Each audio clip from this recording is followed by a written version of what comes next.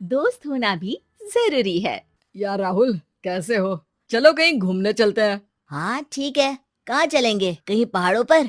अच्छा आइडिया है। ठीक है, मैं बस की टिकट बुक करवा देता हूँ और अच्छा सा होटल भी देख लेता हूँ। ठीक है भाई, लेकिन जल्दी करो। लाइफ में इतना स्ट्रेस हो गया है कि कुछ दिन का रेस्ट तो बहुत जरूरी बन गया है। राज का शाम को फोन आता है राहुल के पास।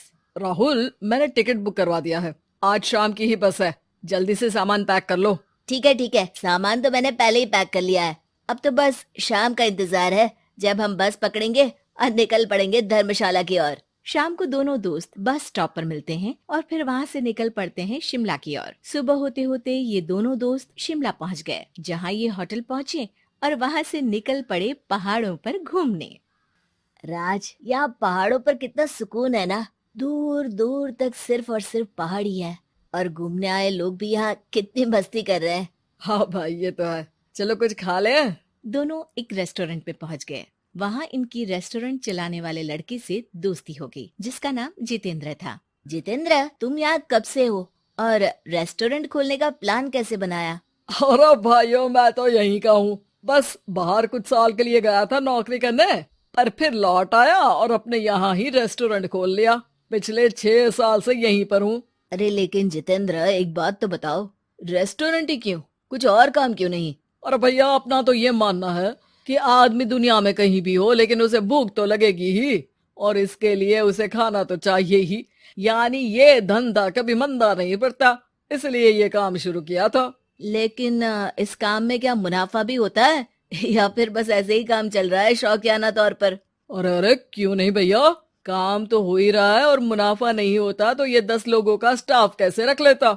वैसे आप भी क्यों नहीं इस बिजनेस में हाथ आजमाते हो? हाँ, आइडिया तो अच्छा है, लेकिन हम लोग तो सिर्फ यहाँ घूमने आए हैं और हमारे पास इतने पैसे भी नहीं है। और अब पैसों की चिंता क्यों करते हो? सिर्फ 5 लाख रुपए लगा कर भी आप काम शुरू कर सकते हो। अच्छा, वो कैसे? अरे आप रेस्टोरेंट में मेरे पार्टनर बन जाइए। जो मुनाफा होगा वो आधा आधा बांट लेंगे। राज को ये सुनकर अच्छा तो लगा, लेकिन राहुल को इस ऑफर में कुछ दिक्कत लगी। उसने कोने में ले जाकर राज को समझाना शुरू किया। अरे राज, पागल मत बन। हम सिर्फ यहाँ घूमने आए हैं, ये ऑफर के चक्कर में क्यों पड़ रहे हो? कुछ काम शुरू ही करना होगा तो दिल्ली में शुरू करेंगे, यहाँ शिमला में क्यों?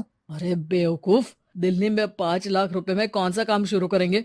यहाँ शिमला में इतने कम पैसों में काम शुरू कर लेंगे और 1 साल में मुनाफा लेकर वापस भी चले जाएंगे। ओहो, अरे भाई, तुम्हें जो करना है करो, लेकिन मैं इस बिजनेस में तुम्हारा साथ नहीं दे सकता। याद रखो, हम यहाँ सिर्फ घूमने आए हैं, कोई बिजनेस करने नहीं। और इस जितेंद्र पर वैसे भी मुझे ज्यादा भरोसा नहीं हो रहा है। अरे तुम्हारी यही तो दिक्कत है, तुम्हें किसी पर भी भरोसा नहीं होता। लेकिन मुझे तो है। मुझे पता है कि इतने कम पैसों में मुझे जितेंद्र अपना बिजनेस पार्टनर बना रहा है। अरे लेकिन क्या गारंटी है कि पैसे लेने के बाद जितेंद्र तुम्हें बेवकूफ नहीं बनाएगा? अरे मुझे तो है। मैं कुछ नहीं जानता। मुझे सिर्फ ये पता है कि जितेंद्र मेरे बारे में ज्यादा ना जानते हुए भी मुझ पर कितना भरोसा कर रहा है। मुझे तो लग रहा है कि इसके पीछे उसकी मंशा ठीक नहीं है।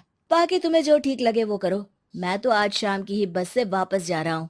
ठीक है, तुम चले जाओ, लेकिन याद रखना कि आज के बाद मुझसे कभी बात करने की कोशिश मत करना। राहुल गुस्से में वहां से चला जाता है। दूसरी ओर राज और जितेंद्र साथ में मिलकर काम करने लगे। राज ने अपने घर से 5 लाख रुपए ये कहकर लिए कि जल्द ही वो 2 गुने पैसे कमाकर 6 महीनों में लौटा देगा। कुछ दिनों बाद।